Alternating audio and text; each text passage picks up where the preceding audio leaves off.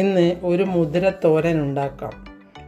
ഇതിന് 1 cup മുതിരയെടുത്ത് 3 cup വെള്ളം വെച്ച് 6 ആവി വരുന്നത് വരെ വേവിച്ചെടുക്കാം.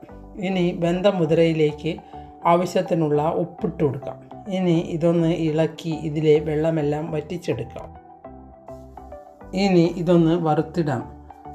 1.5 ടേബിൾ സ്പൂൺ വെളിച്ചെണ്ണ എടുത്ത് 3 ചെറിയ ചുവന്നുള്ളിയും 5-6 വെളുത്തുള്ളിയും കൂടി ഒന്ന് വഴറ്റിയെടുക്കാം. സാധാരണ എല്ലാവരും മുതിര വറുത്തിട്ടാണ് കറി വയ്ക്കാറും തോരനെല്ലാം ഉണ്ടാക്കാറ്. പക്ഷേ ഇവിടെ വറുക്കാതെയാണ് ഉണ്ടാക്കുന്നത്. നിങ്ങളൊന്ന് ഇതുപോലെ ഉണ്ടാക്കി നോക്കൂ. ഇനി ഇതിലേക്ക് 2 പച്ചമുളക് മുറിച്ചത് ഇട്ട് കൊടുക്കാം.